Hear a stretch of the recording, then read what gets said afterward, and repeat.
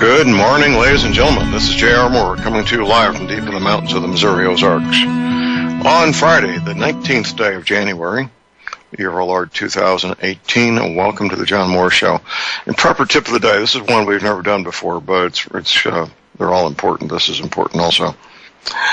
If you're a member of the NRA, and I believe everybody should be, you have at no charge $2,500 coverage on your firearms, insurance on your firearms.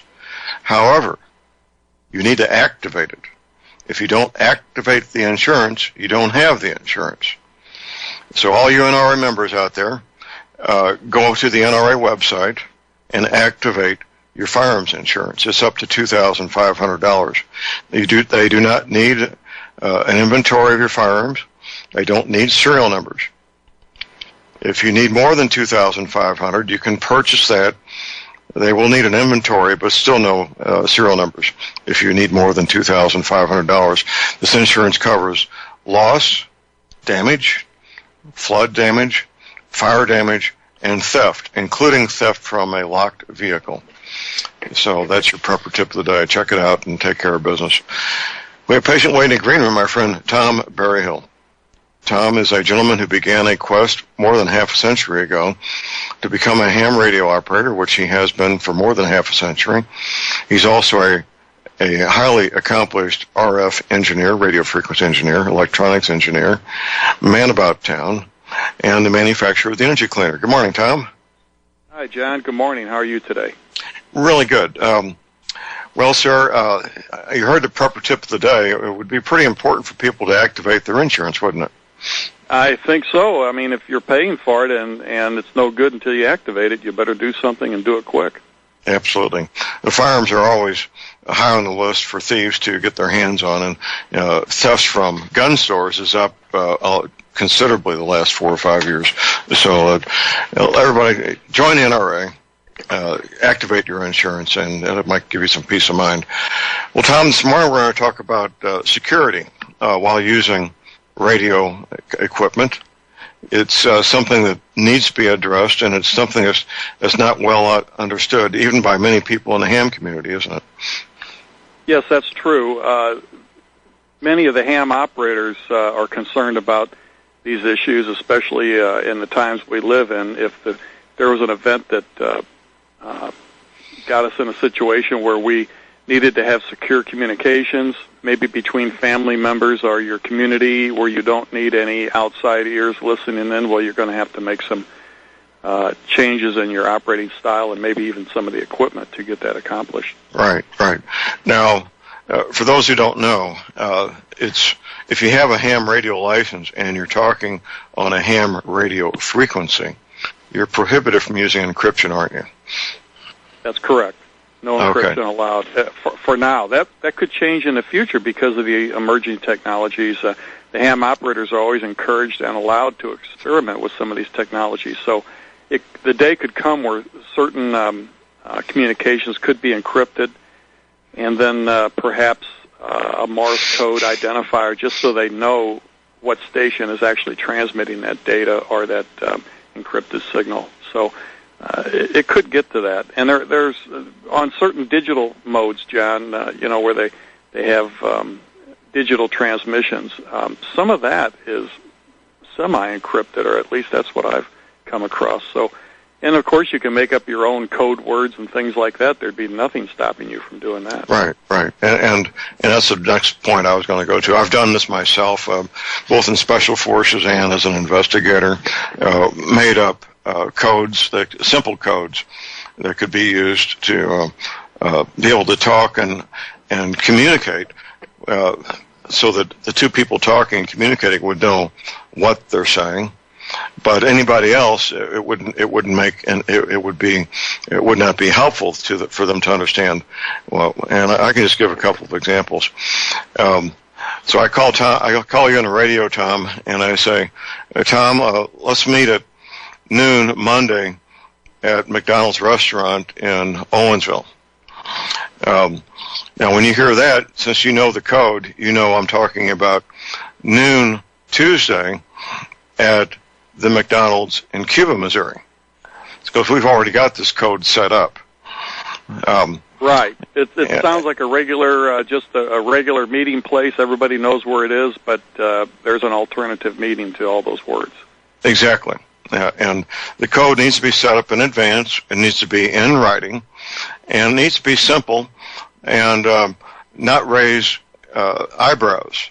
Because if a person heard me make that transmission, they would think, oh, I know where Tom and John are going to meet at noon Monday, and they would think they had real information when, in fact, they've got information that doesn't amount to a hill of beans.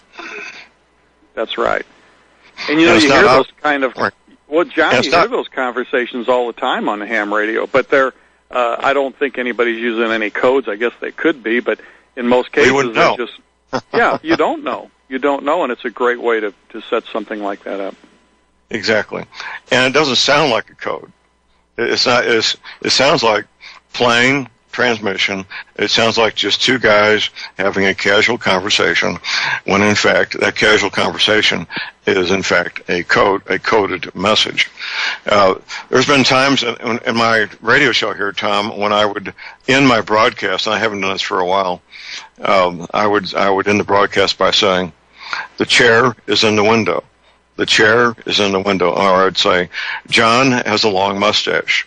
John has a long mustache." And these are classic codes that were actually used by the BBC during World War II. That was actually code words that they used, by the way.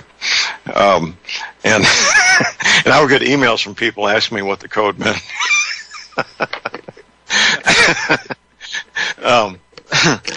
But something else we were talking about privately earlier is the ability of government agencies, whether it's the FCC or the military, to intercept and triangulate transmissions. And they can do that, can't they, Tom?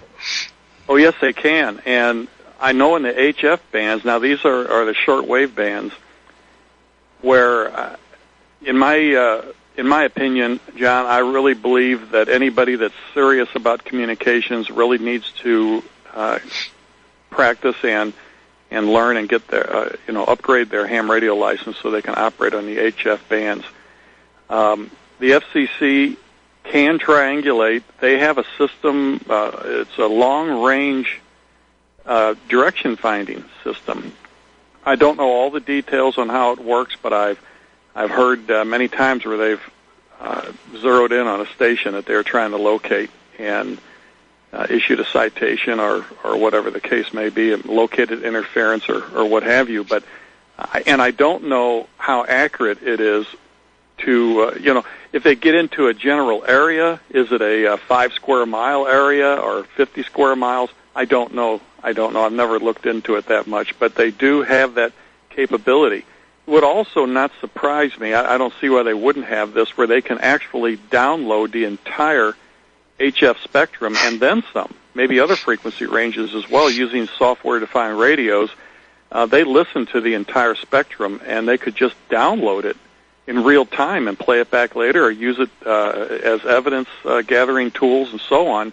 But if a software-defined radio system was used, it could just digitize and take all that information and store it in memory, and then they can come back later and listen to it or analyze the signals and so on. Right. A lot of the ham radio equipment used today is software-defined radios, and a lot of the HTs and some of the 2-meter rigs and all that, they're software-defined radios. I do have one, a smaller SDR software-defined radio. It's a low power, and it is a phenomenal piece of equipment. It's only putting out 5 watts of power, but it is a fantastic piece of equipment. I was overwhelmed the first time I fired that thing up with the capabilities. The technical specifications were fantastic.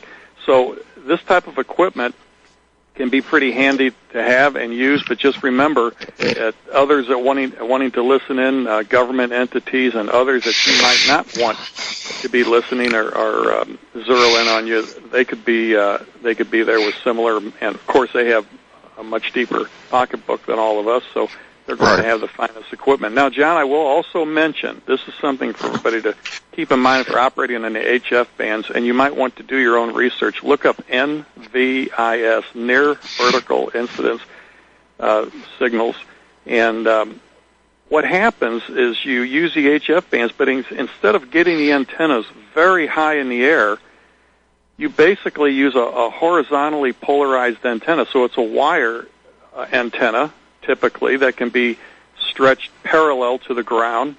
In some cases, they actually use these antennas laying on the ground or supported by tent stakes or something, just a few feet off the ground. And then sometimes up into nearby bushes or trees, but they're relatively close to the ground. And what happens when you operate on the short wave bands, especially the lower frequencies, and the military uses this quite a bit. If you're in a mountainous area, say for instance, like where we're located here, John, in the Ozarks, you know, some of the police departments and the authorities, they all use VHF and UHF for their, especially in this area, they use VHF, but those signals can't fill the hills and valleys. If you're on a mountaintop or a hilltop, there's no problem talking to the next hilltop. But if you have to go over a hill and down into the adjacent valley, very difficult to fill in those areas. So this is where us ham operators have the ability. We're not restricted to a particular frequency or band like the authorities are, you know, the sheriff's department or what have you. And we can actually operate on HF bands and fill in all those dead areas by just using that NVIS type transmission. And what happens is the signals are reflected off the Earth. They go straight up to the ionosphere and then straight back down. And it is Tom, also... Let me interrupt you for a moment. What issues, if any, does NVIS present to those who want to triangulate? It does make it more difficult for them to triangulate on the signal because your signal is going straight up and coming right back down into the same area, whereas you're not. The FCC, for instance, they have their monitoring stations, but they are not. They're not in. In other words, they're not close to where these signals would be that you may be operating. They rely on hearing it from a distance, and they have to use several stations to then triangulate and zero in on where that signal's coming from. But with the NVIS, you're more of a regional operator. Your signal's going straight up and coming back down into your general area. You might have a 200-mile radius of operation, maybe 300, but you're not going to go to either coast in most cases. Your signals are going to be basically confined to a regional area where you're operating. This makes it a little bit more difficult for somebody to about how big a circle are we talking here, Tom? I'm saying a 200 to 300 mile radius. Radius, okay. All right. So, for instance, if we operated NVIS systems here in our general area, I mean, they might easily get us in Kansas City. You know, let's just say we're in St. Louis. They get us in Kansas City and Chicago, Memphis, Tennessee, and then, Des Moines, Iowa, and places like that. You would be able to communicate into those areas. But in your own general area, say maybe a 50-mile radius, 50 to 100-mile radius, you'd have excellent communications almost all the time. Now, you do have to change frequency bands. At night, you go to the lower frequencies, and during the day, you could use probably the most popular for all of this would be the 40-meter band, 7 megahertz. Right. And that's where a lot of this communications takes place. And then a lot of the people doing this, they combine it with other modes, digital modes. There's many different digital type modes where they actually connect a laptop computer into the radio equipment. It can be used with a man-pack type radio out in the field or a mobile unit in a vehicle. And they have excellent communications with their laptops. So it's almost like texting in a way, except others can listen into it. If they have the equipment, they can listen. So that's where you'd have to come up with your code words and things like that. Right. Although I think there's even regulations against using ciphered messages and things like that. But your example, John, of saying meeting at the McDonald's, I mean, how could anybody say you were having a coded message by saying something like that. Well, they wouldn't. They wouldn't. No, right. Back when I was in Special Forces, we even we're looking at 30 years ago, we had equipment that could do what's called a burst transmission, where a message could be sent out in 1 or 2 seconds, which meant as far as we knew, it couldn't be triangulated, and the message would be compressed, obviously. Now, there was no such thing back then as laptops or tablets, but I believe that the current technology could basically duplicate the same thing, couldn't it? I think so, and then some. I'm sure that they could. Everything's become more complex and in some cases simpler, but complex at the same time with what's going on in the background. With the computer systems that are integrated into these radios, many things are possible. In fact, some of the current ham radio equipment being used could be greatly expanded into encryption and so on. The software is not designed that I know of.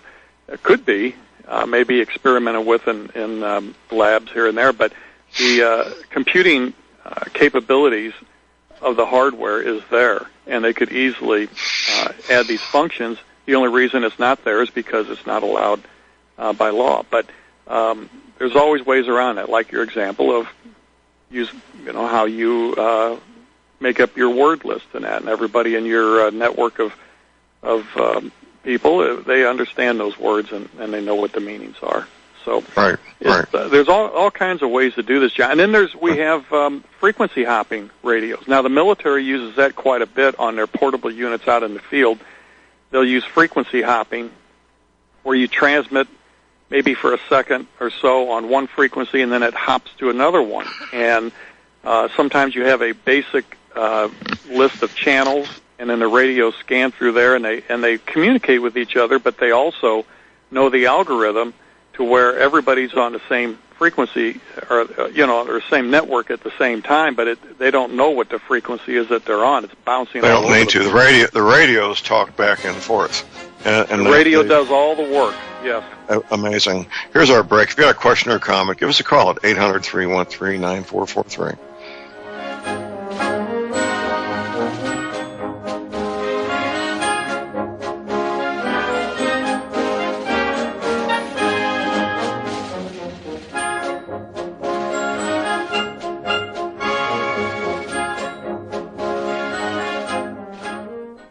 Ladies and gentlemen, J.R. Moore here. It's taken 3 years before I could offer the inter-shelter domes for sale.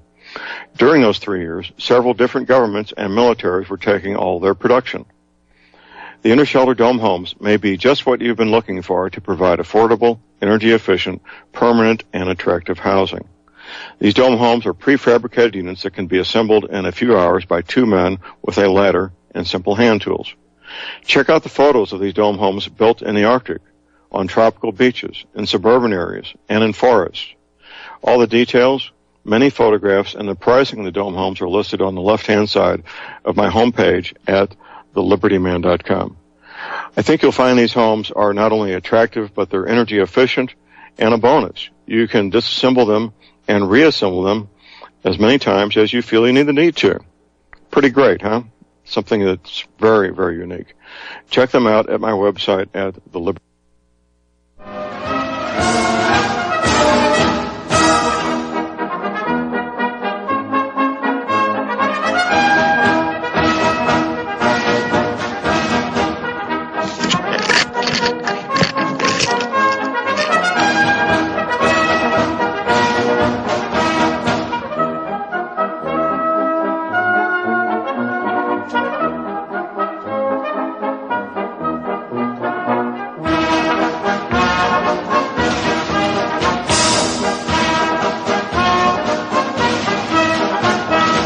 We are back, ladies and gentlemen. We're back. J.R. Moore here on Friday, the 19th of January. Quick reminder, if you want the highest quality hemp oil, CBD oil, check out the Canaway line of products here at my website at thelibertyman.com. Visiting with Tom Berryhill, we're talking about emergency survival communications. We got a couple of callers on hold here. Before we get to the first caller, Tom, we had a rule of thumb in Special Forces when we were using radios that it took 7 seconds to triangulate us in the field. So we would never talk more than 5 seconds, typically in a tactical situation. I don't know if that would still be the case, but that's the way it used to be. Do you have any thoughts on how long it takes to triangulate a transmission? Well, John, it could happen pretty quick with today's equipment, but I still like that idea.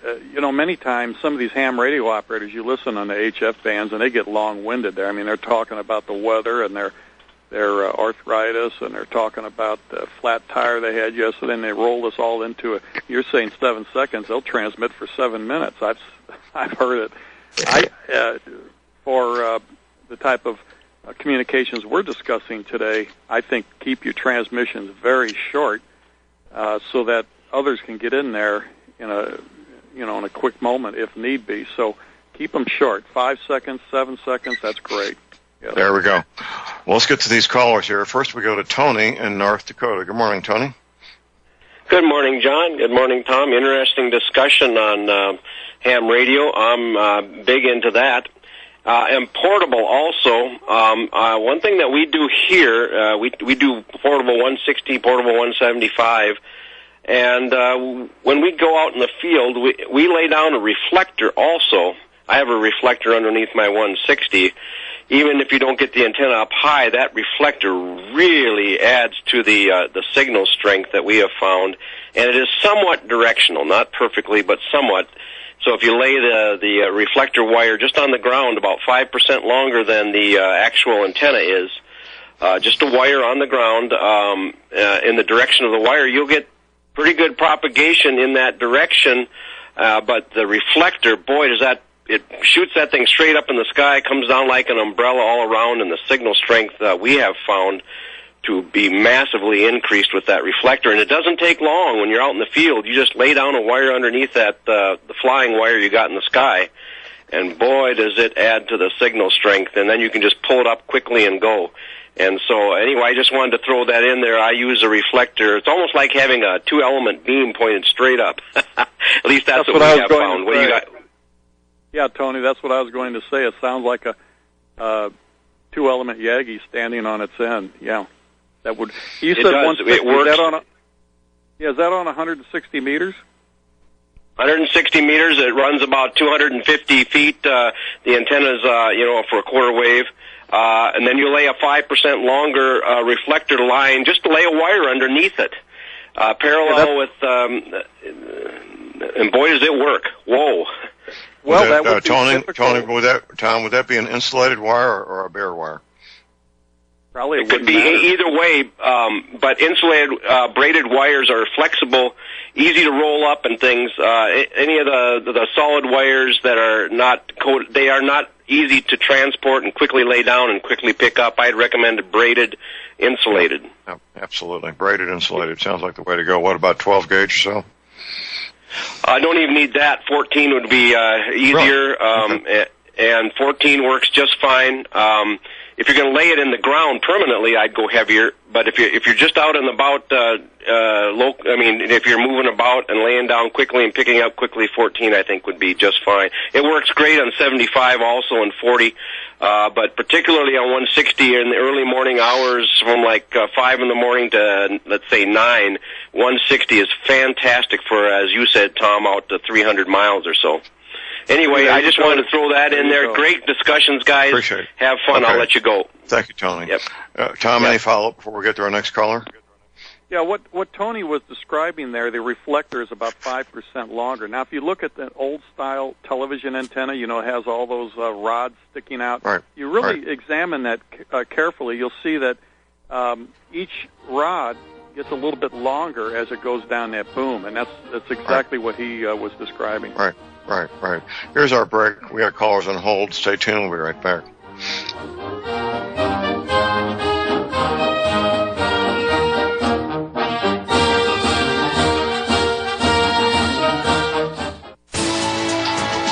You are tuned in to the Republic Broadcasting Network. Visit our website by going to republicbroadcasting.org.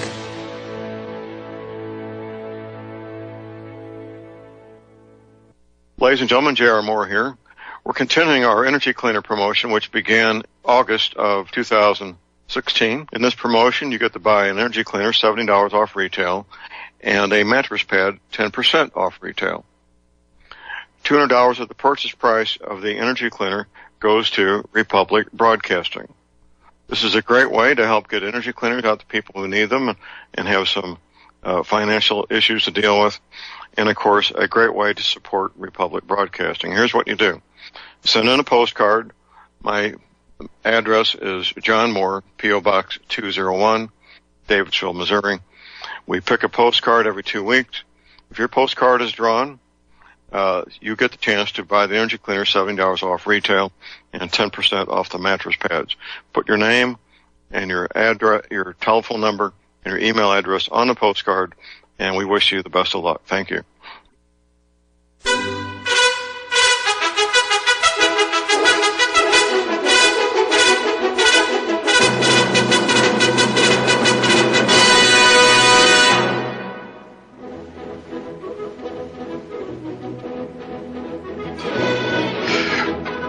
All right, we are back, ladies and gentlemen. We're back. J.R. Moore here on Friday, the 19th of January. I'm going to make this quick. My website is thelibertyman.com. I have all the mattress pads in stock to go with the energy cleaner, ready for immediate shipment. I'm picking up a fresh batch of energy cleaners from Tom Berryhill sometime in the next 4 days or so. If you have arthritis pain, joint pain, back pain, you need an energy cleaner. We now have, as of 19 days ago, we now have a 90-day money-back guarantee. You can't lose anything when you buy the energy cleaner. I take PayPal, the most secure way to make any payment online, MasterCard, Visa. You need to send me a check, drop me a check in the mail. My address is right there at my website. Check out all the details of the energy cleaner and the mattress pads at my website at thelibertyman.com, where you can also place your order at thelibertyman.com. Toll-free order line, 24 hours a day. Here it is, 800-592-9543. I say again, 800-592-9543. We're visiting with Tom Berryhill. We're talking about emergency communications, and we got some callers on hold. Our next caller is Ron in Idaho. Good morning, Ron. Good morning, man. Good morning, man. Yes, this is Ron. I haven't been up with communications and stuff since 71 and 72 when I was in the Army in Berlin. This is all interesting stuff, but because I haven't been up on things, it's great to me because I don't understand so much of it. But I have a question about in communications and security and safety on information that when we would pull alert in Berlin, on our Jeep we had it's called a scrambler. So the Russians or anybody couldn't pick up what signals we were given. And we had to authenticate a pattern of letters so one would know the other that it was authentic and it was real and not the enemy. But is there anything like that? Yeah, Ron.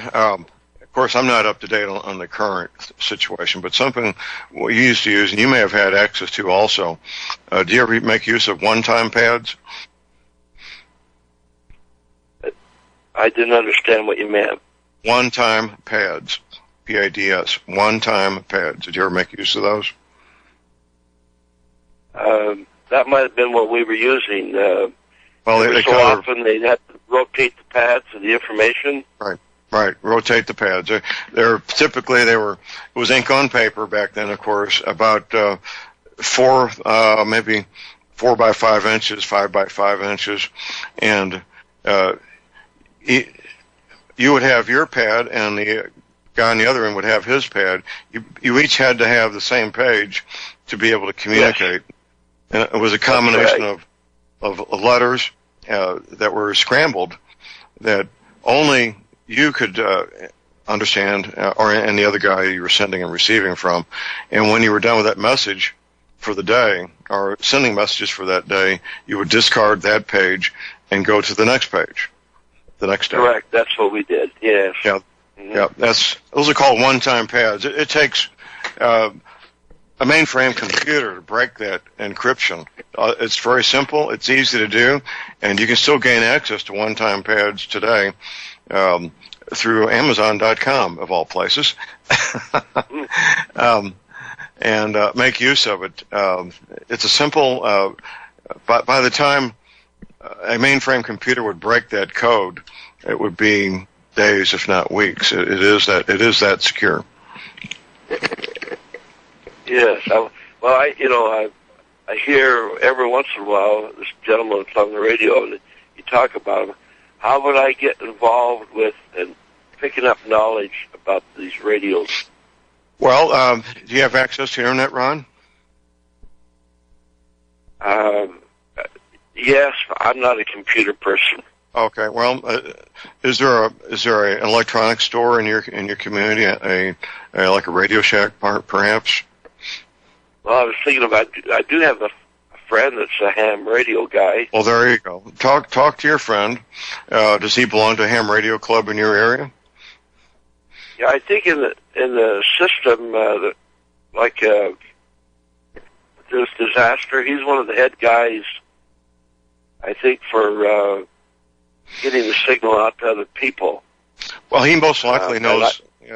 Your friend probably knows about the local ham radio club. You need to find out about your local ham radio club and start going to their meetings, Ron. That's what you need to be doing. He did tell me there was something, I guess there's regulations. You can't just go buy one of these little ham radios, like a pocket size. I'm not sure if I'm getting the right words there, but with regulations, you just can't buy them and just start talking. You got to be right. You have to take the test and get a license. Right. You need to take the test and get licensed. That's what you need to do. Talk to your friend. Talk to your friend about that whole procedure.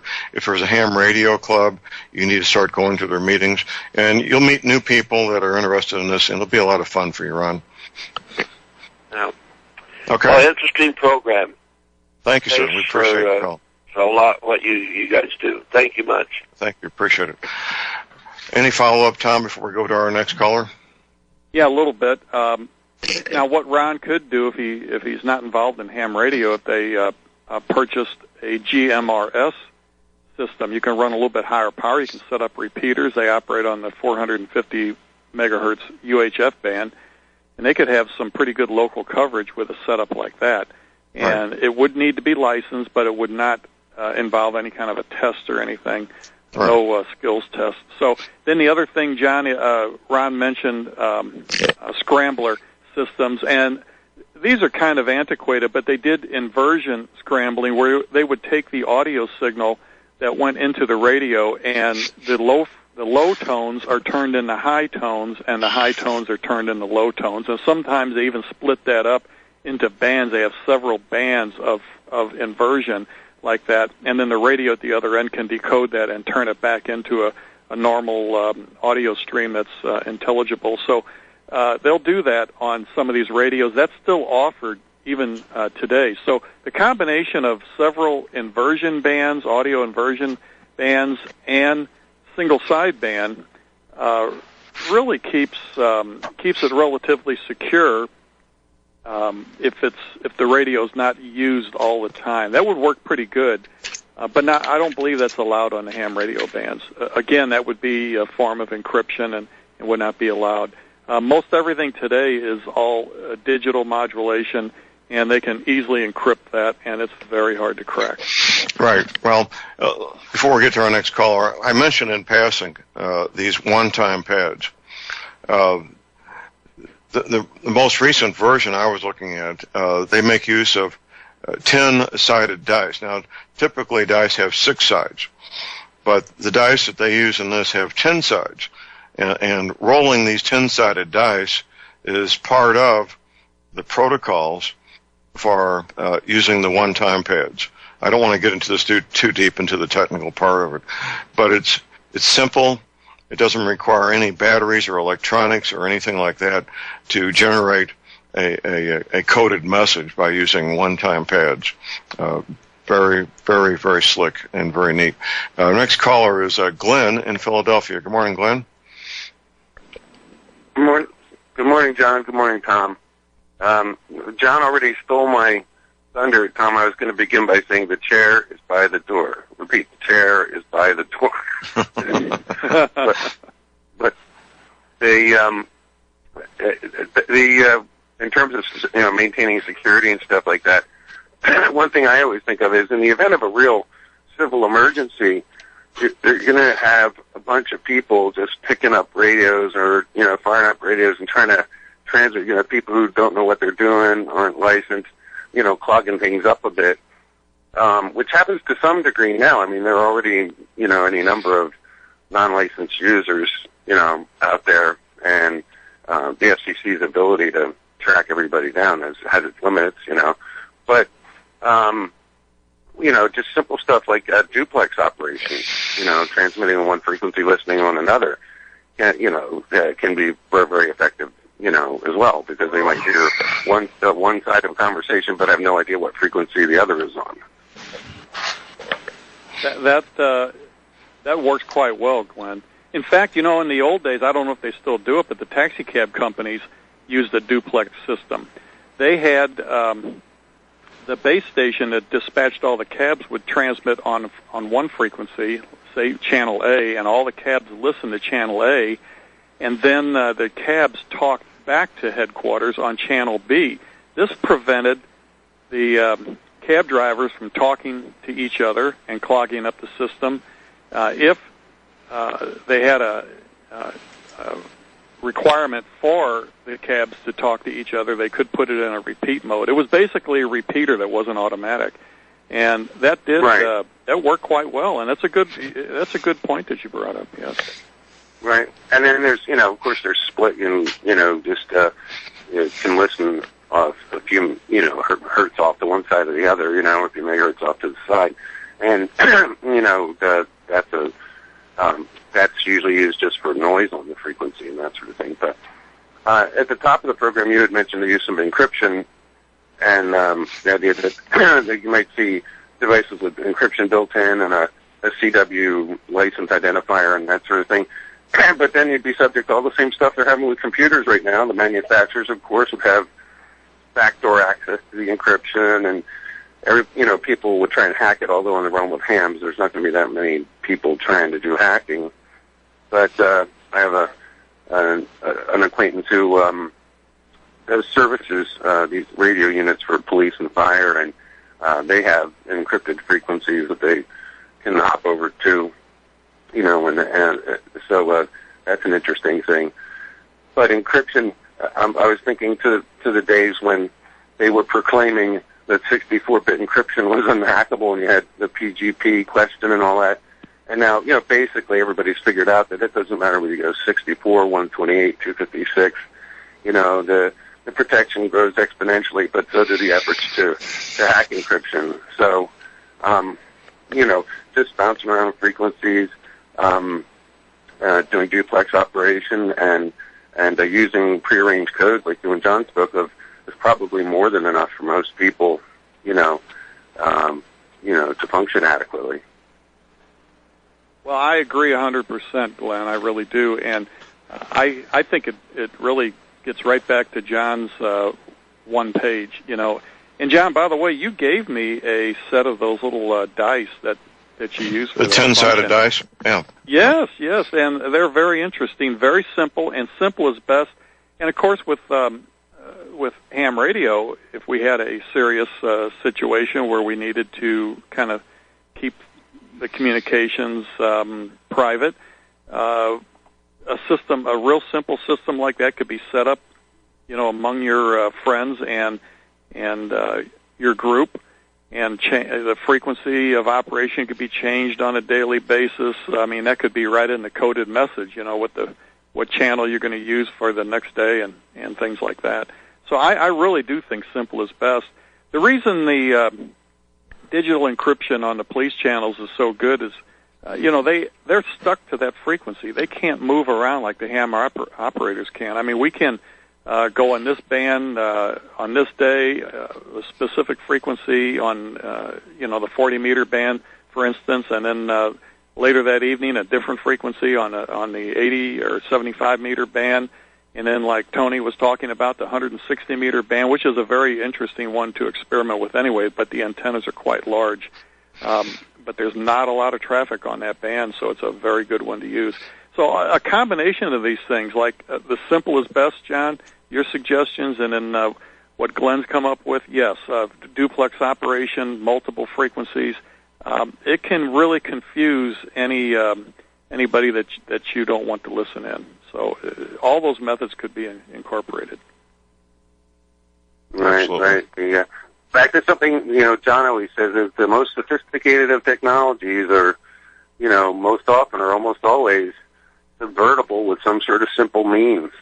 There's always simple, inexpensive countermeasures for the most high-tech stuff that there is. We've known that for decades.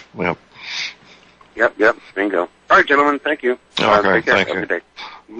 Here's an example I use about low-tech, a current one, and I can go back even farther, but the Taliban in Afghanistan, they've been using $10 space blankets as a countermeasure to the $100,000 infrared thermal imaging that the U.S. military uses.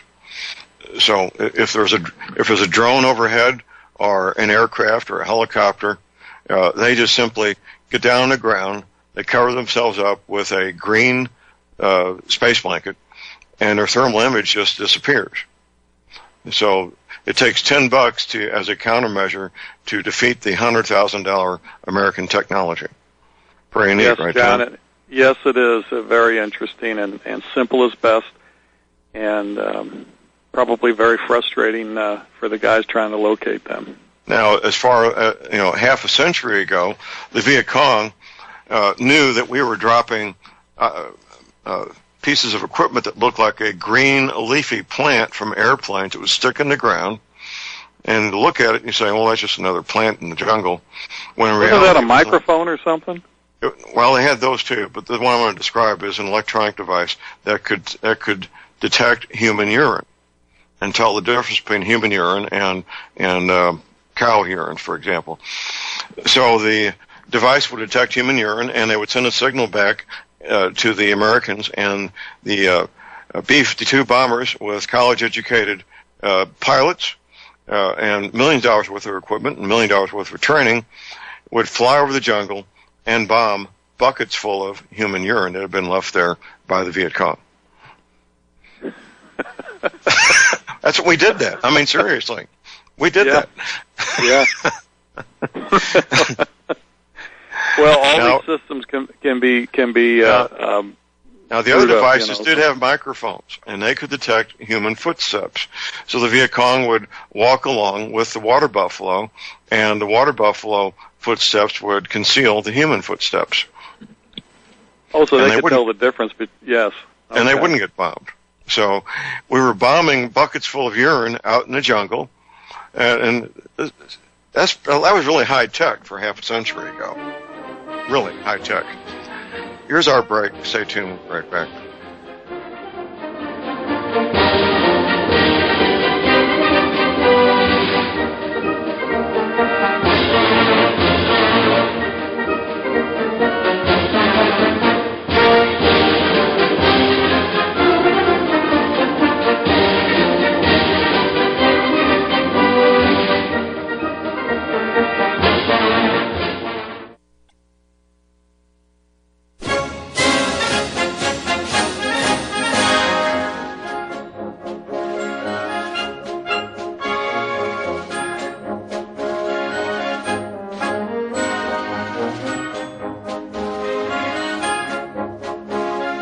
All right, we are back, ladies and gentlemen. We're back. J.R. Moore here on Friday the 19th.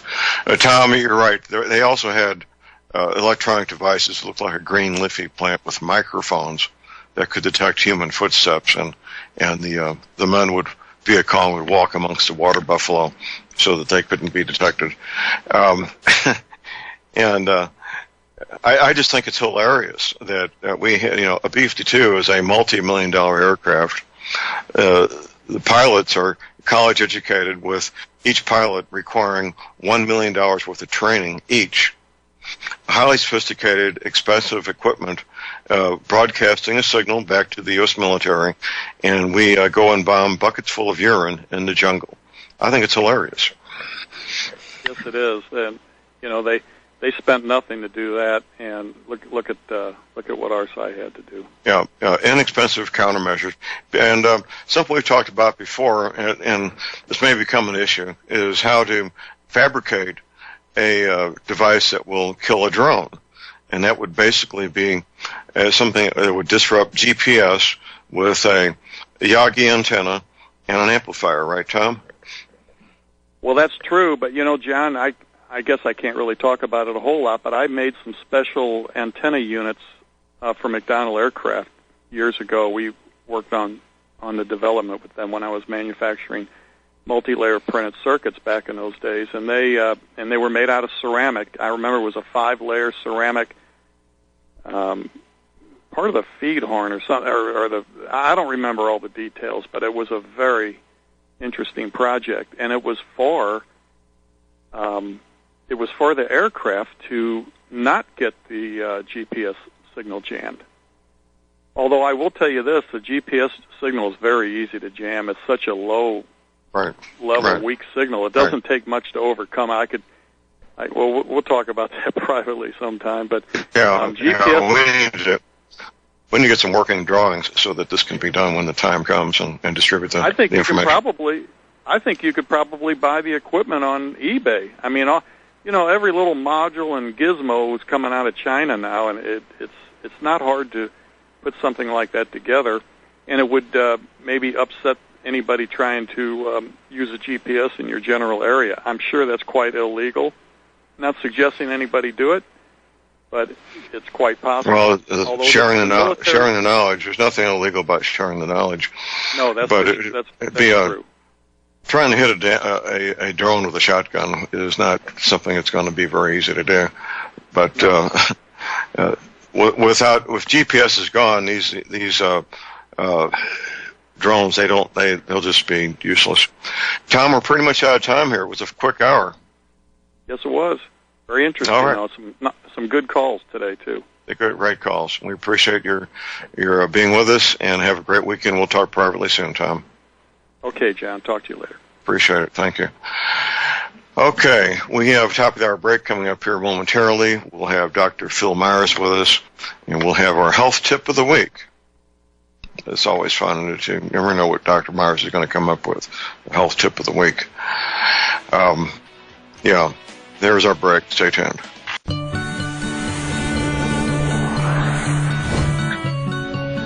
All right, we're back, ladies and gentlemen. J.R. Moore here, our second hour on Friday, the 19th of January. Prepper tip of the day is for all you NRA members and hopefully soon to be NRA members. Once you become an NRA member, you have access to $2,500 insurance on your firearms. However, you knew there was a however coming. However, you don't have the insurance until you activate it.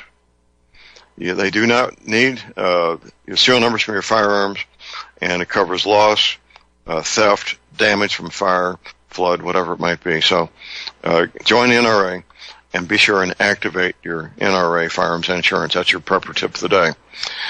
We're patiently in the green room, my friend Dr. Phil Myers, D.C. Dr. Myers is a chiropractic physician living and working in my hometown, St. Louis, Missouri.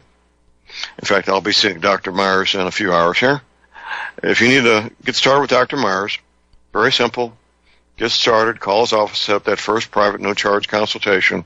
Call his office at 314-878-6868. Good morning, Doctor. Good morning. How are you today? I'm wonderful, sir. How about yourself? Doing very well. Been going since 6 a.m., having a blast. Outstanding. Well, we always look forward to the health tip of the week, and what would that be this week, sir? Well, I've been thinking about this after our last couple health tips of the week, and what's been going on in my practice, and then just watching what's going on in our world. And way back in about 2005, I read a book, and the title of the book was very blunt, and it was literally detoxify or die.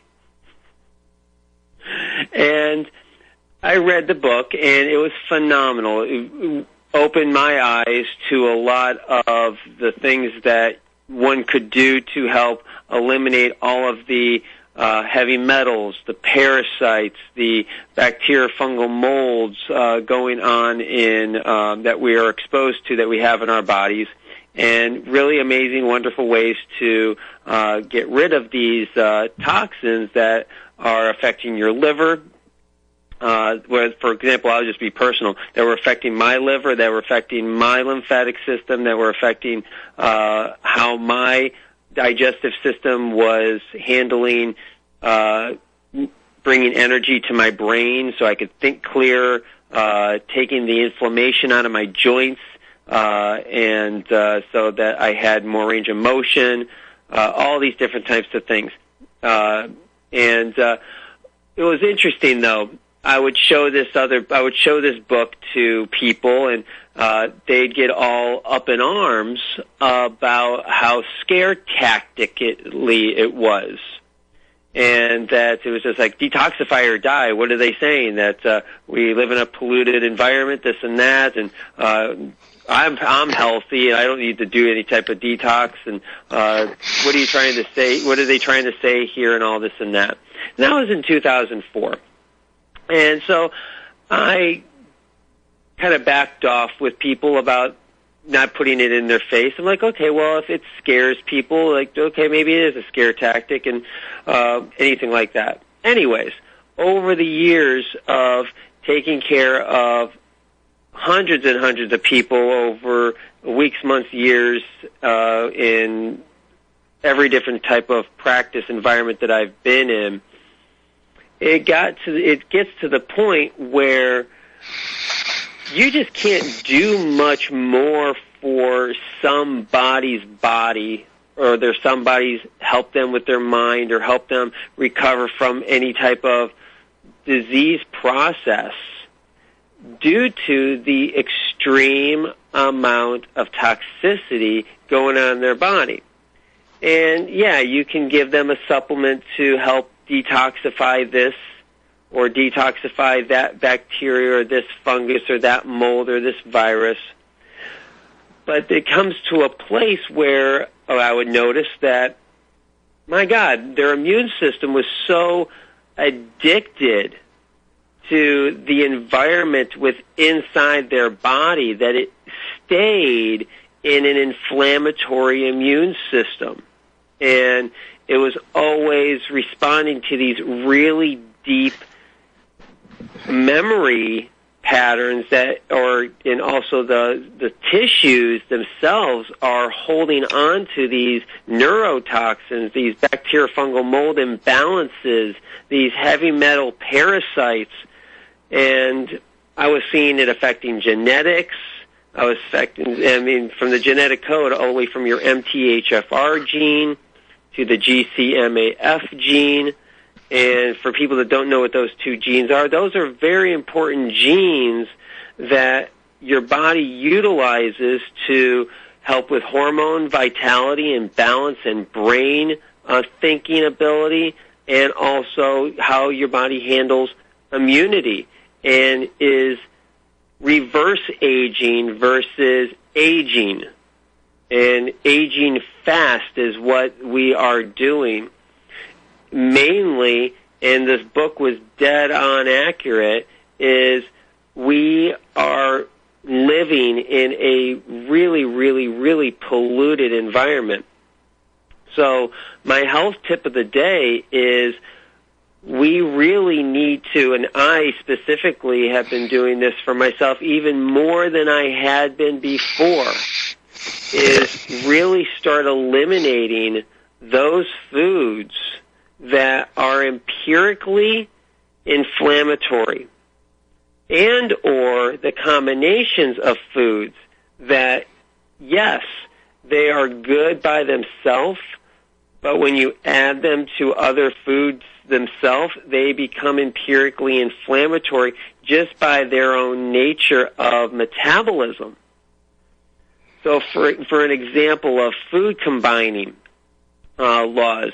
You can have a protein source, and if you in any way, shape, or form combine that with an oil fat source from a different animal, different plant, different source, those two things combined, healthy or not, will create an inflammatory cascade in the body, which creates more. And then if you have, for example, more susceptibility within your system for autoimmune inflammatory reactions, which most of us all do, then that inflammatory reaction that you just put in your mouth is just going to put fuel on that fire.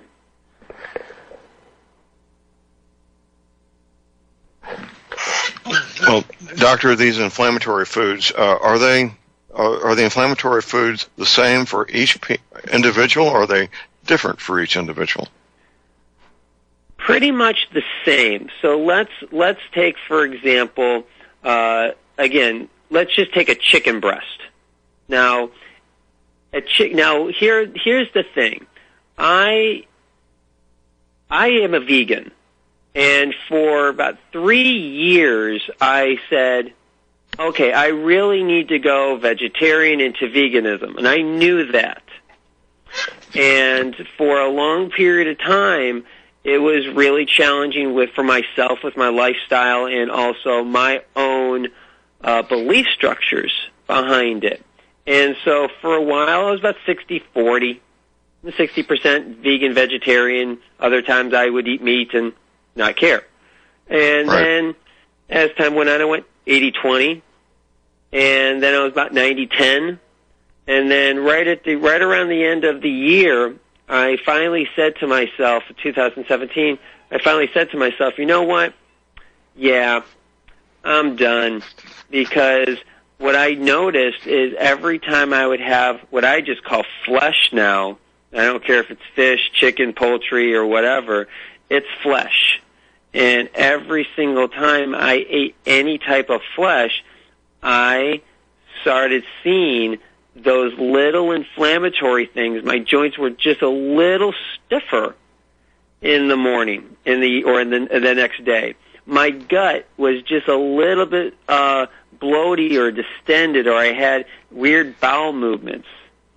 And it became a very aware thing that it's empirically inflammatory, not just for myself, but for everybody. Flesh in itself, from an animal eating another animal, especially a human being eating animals, for myself, from my own personal experience, I started noticing that. Also with food combining, when you combine, for example, an avocado, which is a very healthy quote-unquote food in terms of food industry talk, you add that to other protein sources, either vegetable proteins or meat proteins, that combination in itself is empirically inflammatory to the system. Because the systems, your metabolism, your digestion, literally does not like doing two things at one time. It doesn't like to take a major fat oil food and another plant or animal protein source food and have them in the system at the same exact time, working on metabolizing one and then having to deal with it in the other. It just goes inflammatory, and it'll deal with the imbalance that it has to deal with through inflammation. And that inflammation will flare up your inflammatory cascades. Now, here's where that book comes into play, where I said detoxify or die. You are inflammatory, period. And we all have to become very aware of this inflammatory body that we have. We are literally surrounded in toxins from air pollutant to water pollutant to food pollutant. And then on top of those pollutants, our food industry lifestyle of eating is empirically inflammatory. It literally is all about, even in the health industry, is all about food combining in the wrong way and having foods that literally aren't foods in one way, and then on another way do not serve your purposes for a higher vitalistic life, especially when it comes to reversing the aging process instead of anti-aging. This whole thing of anti-aging. Understood. Doctor, we got a caller. We have a caller on hold, but we got one of your clients, Rick from Missouri. Good morning, Rick.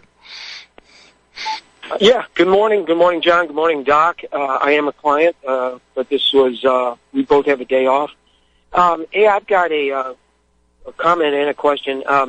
The older cultures, like the Chinese or some of the Mideastern people, the Ayurvedic types, have known for centuries how to combine foods properly, and also what spices you should use together and what spices should never be together.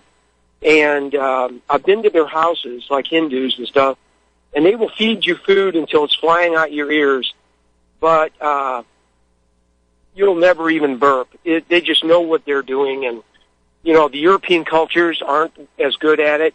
The Americans are horrible at it. But what I wanted to say was I saw a YouTube video the other day regarding water, detoxing water. And this was the strangest thing. The guy really sounded like he knew what he was talking about, so I didn't turn him off as quickly as I might have. He was talking about distilled water, and he was suggesting this, that distilled water is negatively charged, and everything that isn't supposed to be in the body, like mold, fungus, virus, heavy metals, is positively charged. And he said mineral water, let's say, you've already got a certain amount of the magnetic properties of distilled water being taken up because it's already got minerals clinging. But if you drink about a gallon of distilled water a day, then it will grab these terrible things and magnetically remove them from your system. And then I've heard other people say, no, don't drink a gallon of distilled water because it's not good. What do you think? Electrolytes. Yes? That's what I think. So so here's the process, is the people that were seeing good results with the quote-unquote distilled water had really good electrolytic properties within their body already. The people that did not see good results or even negative results had horrible electrolyte balances within their system. So, are you suggesting to combine the distilled water with some other form of hydration? Oh, highly. So, for example, you could take distilled water and add for example, I would take a distilled water or reverse osmosis water and add a Quinton marine plasma electrolyte. Phenomenal source of electrolytes. Some of the best on the planet. This was like literally the marine plasma that they would inject into the soldiers for plasma therapy on the field, was this liquid marine plasma, because it's that amazing for restoration of blood plasmagenesis. And so you want clean water, because yes, our water supplies are so unbelievably polluted. I mean, it's god-awful. I mean, there's more pharmaceuticals in a glass of tap water than one person should have in an entire lifetime. I mean, you got Prozac, you got Adderall, you got antidepressants, you got your cholesterol meds, you got your heart medications. All this stuff is in the water source. and they're microdosed because of the diluted part of it, but it's now in your system, and we're wondering why we're having so many neurodegenerative diseases, more of these brain foggy, digestive issues, is because a lot of it is just mainly poison that we're drinking, thinking it's safe, thinking it's normal, thinking it's okay, because that's what the masses tell you. The mainstream media says everything's fine, but then the commercial break, take this medication because you'll need it. And hold that thought, then Doctor. back to you, John. We have a break. We'll be right back.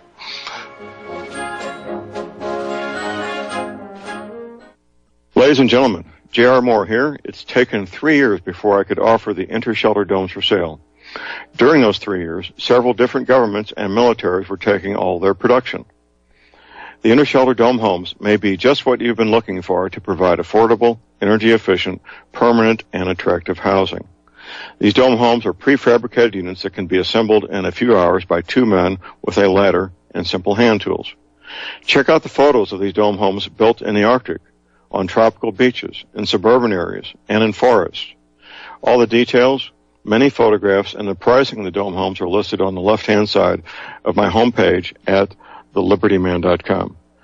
I think you'll find these homes are not only attractive, but they're energy efficient, and a bonus. You can disassemble them and reassemble them as many times as you feel you need to.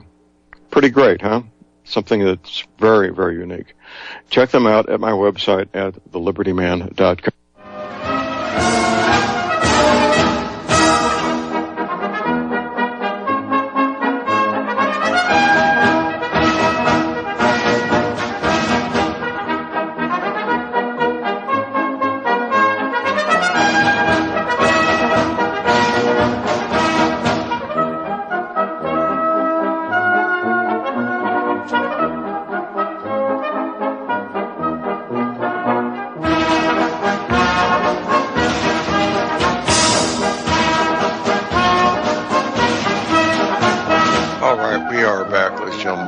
J.R. Moore here on Friday the 19th of January, visiting with Dr. Phil Myers. If you want to get started with Dr. Myers, very simple.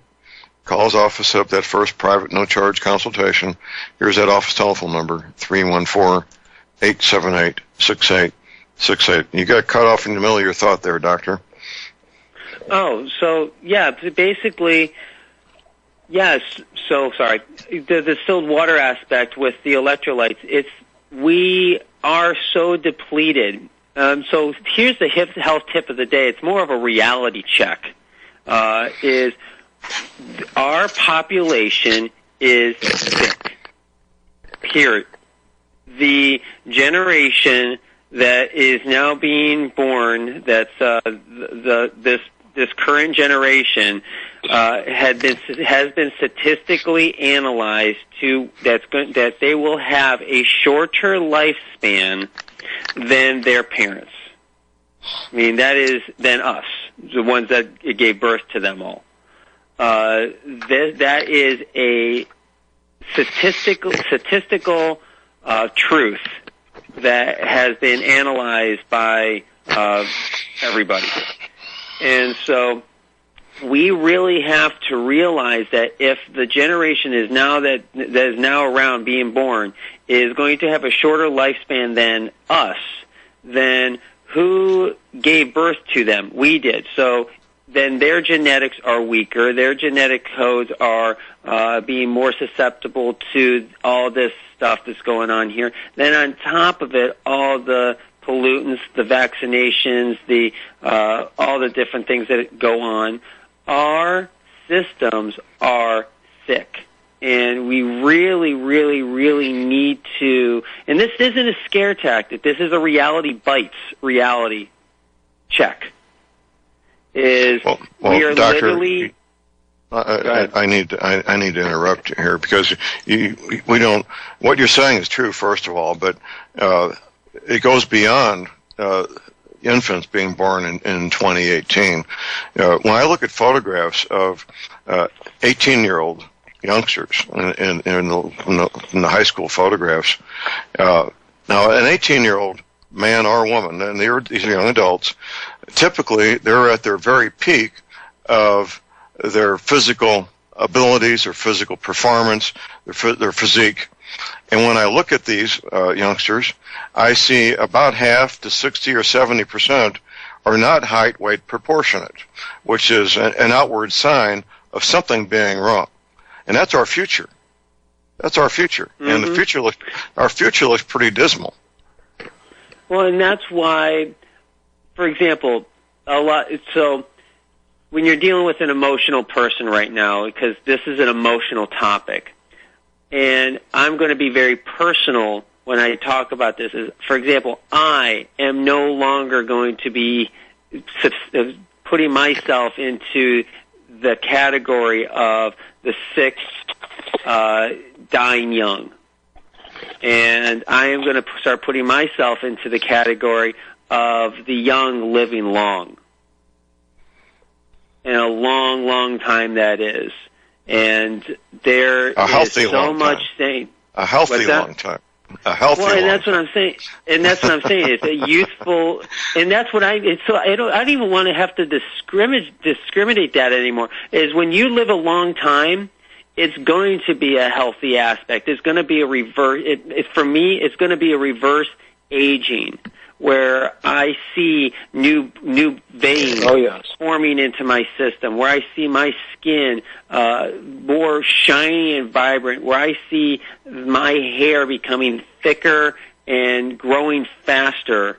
I mean, already my hair's just within the work that I've been doing with my own self, really taking into consideration all this stuff. For example, I just went and got my hair cut on Wednesday, and person cuts my hair. She's been cutting my hair for years, and she's like, "Okay, seriously, what are you doing? Because your hair is like super, super thick, and this was only 4 weeks, and it looked like you went 6." Right. Well, I experienced the very same thing myself, Doctor. We have a bottom of the hour break. Stay tuned. We'll be right back.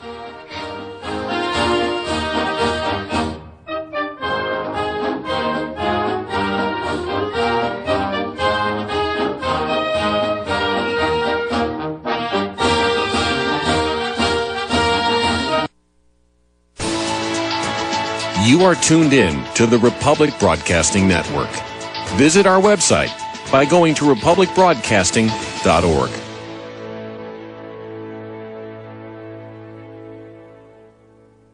Ladies and gentlemen, J.R. Moore here. As most of you know, my regular listeners, I offer energy cleaners for sale at my website. If you don't have a clue what I'm talking about, go to my website, thelibertyman.com. Educate yourself about these marvelous healing devices. We focus on pain mitigation and getting a great night's sleep. Arthritis pain, joint pain, back pain, doesn't matter. Keep in mind, I offer from me to you personally a 30-day money-back guarantee. That's what I do.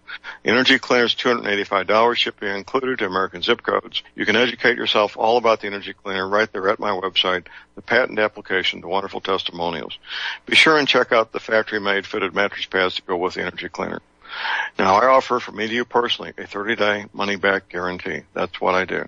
I have a toll-free order line, or you can order it right at my website at thelibertyman.com. The toll-free order line is 800-592-9543. I say again, 800-592-9543. Thank you. Ladies and gentlemen, J.R. Moore here. We're continuing our energy cleaner promotion, which began August of 2016. In this promotion, you get to buy an energy cleaner, $70 off retail, and a mattress pad, 10% off retail. $200 of the purchase price of the energy cleaner goes to Republic Broadcasting. This is a great way to help get energy cleaners out to people who need them and have some financial issues to deal with. And, of course, a great way to support Republic Broadcasting. Here's what you do. Send in a postcard. My address is John Moore, P.O. Box 201, Davidsville, Missouri. We pick a postcard every 2 weeks. If your postcard is drawn, you get the chance to buy the energy cleaner, $70 off retail, and 10% off the mattress pads. Put your name and your address, your telephone number, and your email address on the postcard, and we wish you the best of luck. Thank you.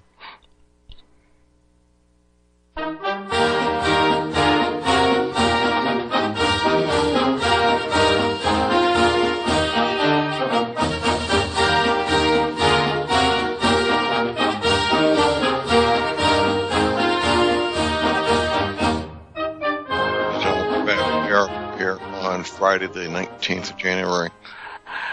Well, you just heard a 60-second spot a couple of minutes ago about the energy cleaner, so I don't need to repeat that other than to remind you, I have energy cleaners, I have mattress pads, and you can go to my website and order them at libertyman.com or call my toll-free auto line at 800-592-9543.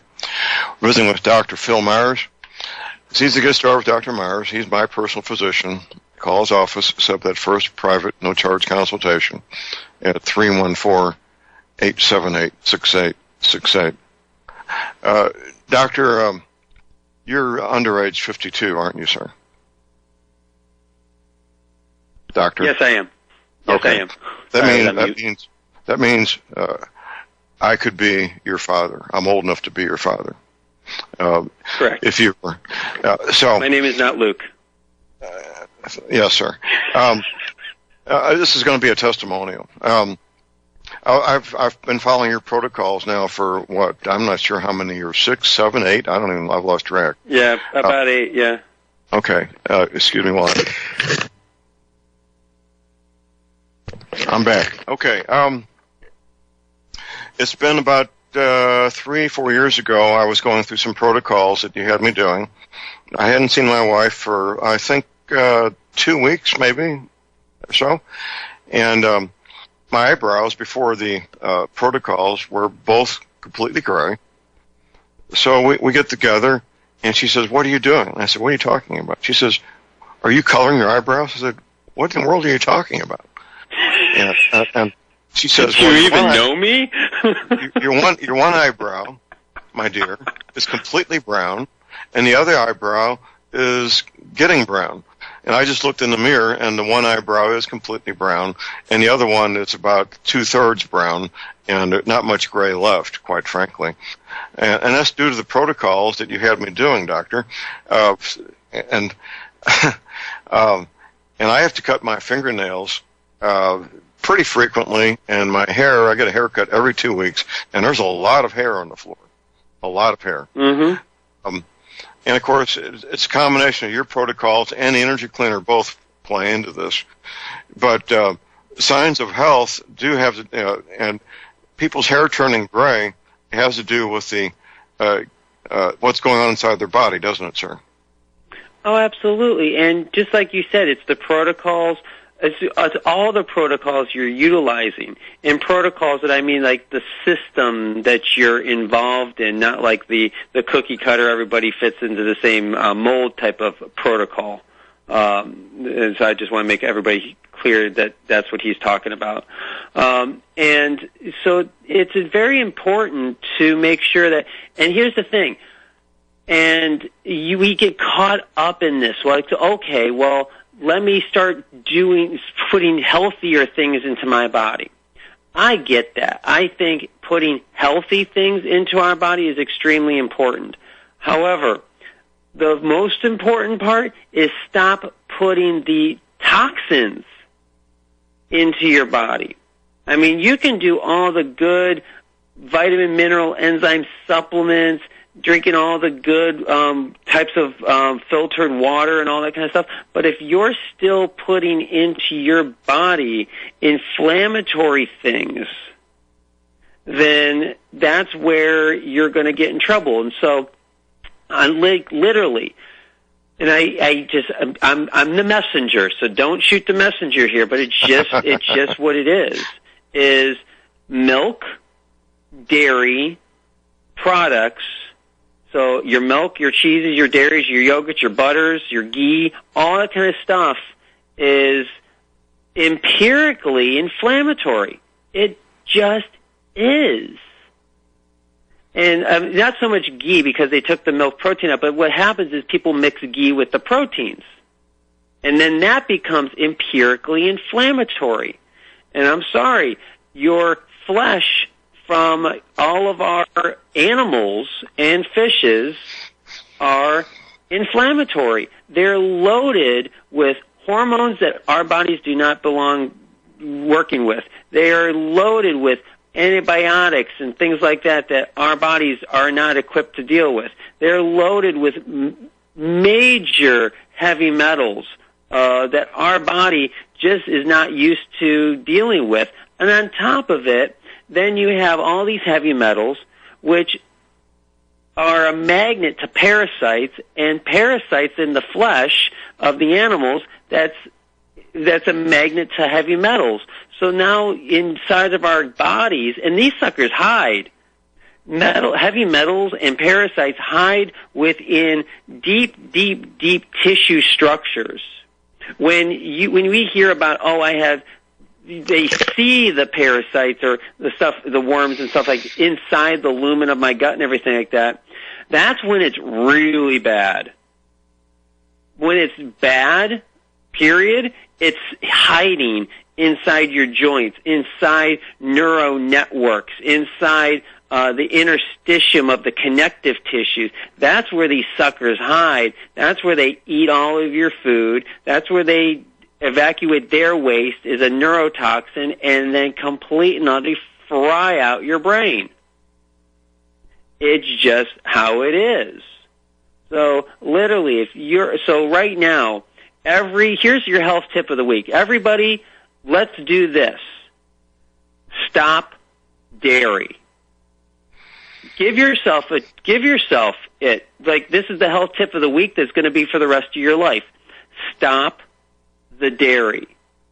Stop the cheese. Stop the yogurt. Stop the butter. Stop that part.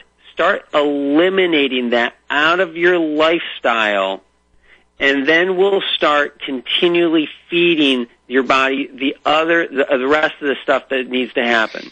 You can't do something with your house if it's still a mess.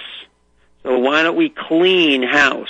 Let's clean out your refrigerator. Let's clean out your pantry of all things dairy. Let's do that for the health tip and action step for the week. Well, that's a big step for because our culture is consumed with those things. Well, it is. It's a huge step. But I'm sorry, our society isn't going to get any better keeping dairy as part of its mustache advertising protocol. Now, what would it's just not going to work. Now, I know that in the Mediterranean, for example, they put olive oil on bread instead of butter. Would that be a healthy thing to do? Okay, so again, we're talking difference in terms of what healthy things are to do and what the body responds to. Okay. Now, we as different societies, when you talk about societies doing different type of things, it's a cultural thing. And we know that olive oil still has a lot of empirically inflammatory things. Here's a great example of a good thing done wrong. So, for example, kombucha. Kombucha is a fermented tea that uses a mother bladder to eat sugar and then creates amazing probiotics and ecosystem rebuilders. Now, kombucha was designed to be a medicine, and a medicine that helps support liver function when the liver was sick, like sick, and to help it in terms of its recovery so that then it can be strong enough to then do detox. So people started seeing the benefits of kombucha. The food industry, the society industry said, oh, kombucha, it's a health product. Let's market it and sell it to the masses. And so now everywhere, shape, or form, and I fell into the same trap. And kombucha is good for you. Drink tons of it. Well, unfortunately, all that fermented kombucha does not do well with the liver. Another one, stevia. Stevia is a plant that tastes naturally sweet, and its properties completely and utterly, when done properly, like in microdoses, like small amounts, like maybe 1 or 2 drops, or like a half a leaf a week, actually helps balance blood sugar, insulin, and all that type of imbalances going on between the spleen and the pancreas and the liver and the gallbladder systems. They said, oh, this plant tastes sweet. Hey, let's market it as a sweetener. Oh, that's great. So now stevia is everywhere. People are overdosing on this thing, and it's completely lost its quote-unquote health benefits because it's done way too much. So, for example, oil mixed with other proteins like wheat proteins or animal proteins is empirically inflammatory. Olive oil, coconut oil, avocado oil, walnut oils, all the different oils that are out there are good sources, but they need to be used properly and done in lieu of other things. So you should not be doing, for example, your olive oil on breads or to saute your vegetables or to saute or to make your meals, because when you do that, you make the system empirically inflammatory, the foods that you just ate. And so then your body goes into an inflammatory cascade and creates neurogenic and digestive diseases. And then eventually you're going to get something enough, and it's going to create a name, and then you're going to be like, oh, my God, I have this name, and then you got the emotional side to it then. Right. Well, let's look at some healthy alternatives to cow butter, such as, for example, coconut butter. How would that be? Would that be a healthy alternative? For example, so one of my, if we're going to be doing 2 health tips of the week, I say do not combine oils with anything else that you're eating. When you do oils, you do them by themselves, alone, for at least 3 hours before you do anything else. For example, bulletproof coffee, it's a huge thing now. Put some oils into your coffee, really? And it increases benefits. Oh yeah, it's huge. What kind of oil would you put in coffee? This is interesting. Oh yeah, MCT oil, medium chain triglyceride oils, coconut oils, avocado oils, things like that. When you do that with like a strict coffee, you're not adding cream, you're not adding sugar, you're not adding sweeteners, you're just having straight like a green tea or a coffee, something caffeinated. Okay. What that does is it helps create organ flushing. Really? Mm-hmm. Now, you do not do organ flushing until you have completely and utterly eliminated combining oils with your other foods for at least 30 to 90 days with the average person. Sick people, if you're taking, I mean, when I say sick person, I mean you are on some medication. I don't care what it is. If you're on a medication, you're considered on the sick person level for this thing. So you're looking at least 180 days. That's 95% of the adults in this country, Doctor. Oh, absolutely. That's what I'm saying. We live in a sick society because of what we are exposing ourselves to, and 99.8% of it you can stop by not putting it in your mouth. That's how easy this is. But the hard part is the addiction, the social ramifications, the belief structure about how you're going to be perceived by yourself and others if you do such a thing. And that's a tough hurdle. That's a big tough hurdle, isn't it? It's the biggest hurdle of them all, but is one that we literally have to do must be done, or we are never going to come out of this. And there's going to be great technologies out there that you're going to blow your mind when it comes to healing. But if you still then go back to eating the crud, I don't care how awesome the technology is, you're still going to then inflame your body, and it's going to go back to ground zero again in no time flat. Well, that's you don't even have to wait for the great technology. You've got great technologies now. I was going to say, that's both encouraging and discouraging, Doctor. It's a Reality Bites seminar talk today. Yep. Well, we have those every week, but this one seems to be a bit more intense than the majority of them. Yeah. It is. I like I said, I really thought about this all week long. Like literally, since I got off the phone with you last Friday, I've been talking to my friends and family and myself and my clients, and I'm just like, wait a second here. This just cannot be done. So I've been thinking about how to approach this conversation all week long, and I'm like, you know what? Reality Bites.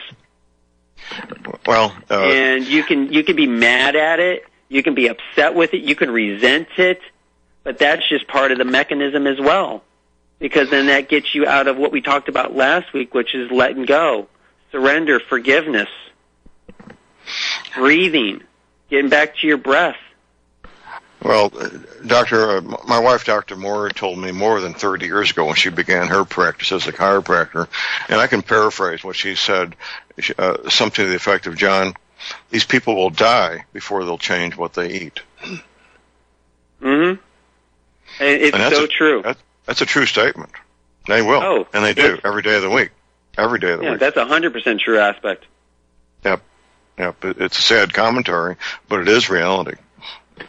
Oh, it's major reality, and so that's what needs to happen. So hold that thought, Doctor. We have our last break. We'll be right back.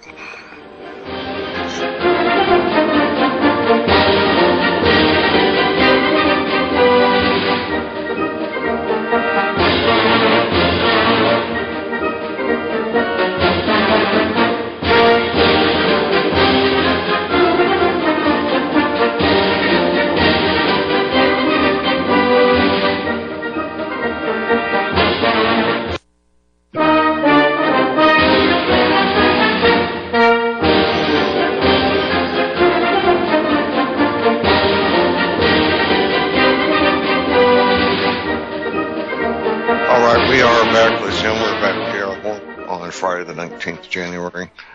Doctor, we got our last caller on hold here. We got Ron in Texas. Good morning, Ron. Good morning, JR. Can you hear me? Yes, sir. Go ahead. Yes, sir. I've talked to you before, you and the guy from Desert Eagle. I'm starting a gun store.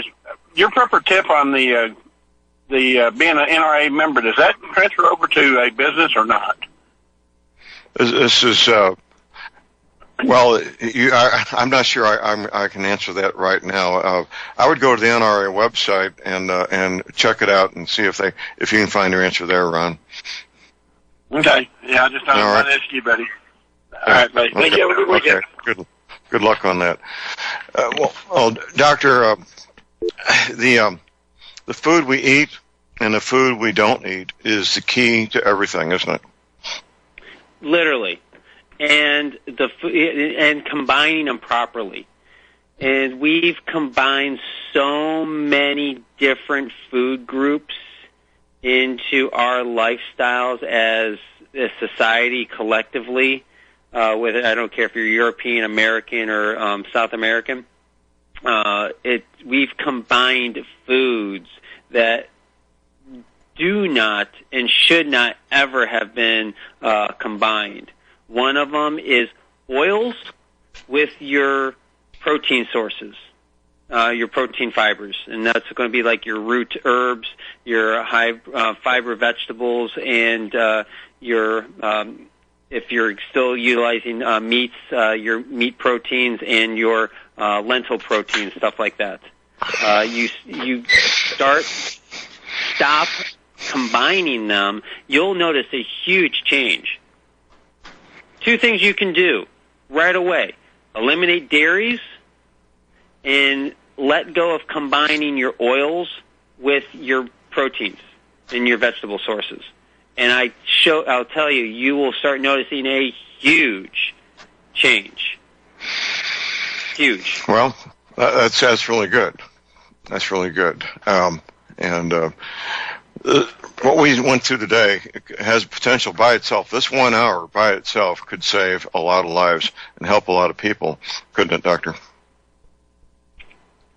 Yeah, absolutely. And so, like you and I talked about, it's one of those things that you as a personal human being with free will, choice, and volition can do because you can and you are sovereign enough to be able to do such a thing. And for anybody to tell you differently, including your own self-image, is a fallacy. Well, this is your heads up, everybody. Pay attention, do the right thing, and get on the road to optimal health and well-being. Right, Doctor? Absolutely. Okay. Doctor, I don't want to be cut off by the music. We're pretty much out of time. I want to thank you for being with us, and I will see you in a few hours, sir. All right. You have a good one, John. Talk to you. Okay. Thank you, Doctor. Bye. Well, here we are, the end of the week. Weekend coming up. I hope you pay attention to what Dr. Myers is saying. I hope you will do the right thing and eliminate dairy from your diet. Cut back on the meat. I was eating meat 3 times a day. I now eat meat 1 meal a day and typically somewhat small proportions. And I feel like it's helping me. And my training has begun to compete in the 100-meter dash this year, probably Memorial Day weekend. We'll see how that goes. And you can do this also. You can. It's just a matter of making your mind up that you're going to do it and then proceeding forward. I know it's not easy. I'm not saying it's easy. Convincing people to change what they eat, convincing yourself to change what you eat is not easy, but if you have a goal in mind, make the goal the focus of what you want to achieve, and then do what you need to do to achieve that goal. That would be a really, really good thing. That's it for the day. It's it for the week. Get your medical supplies, your energy cleaner, your essential oils now while you can, your firearms ammunition. Never, ever give up your guns. Have a fun, safe, productive day and weekend. And God bless America.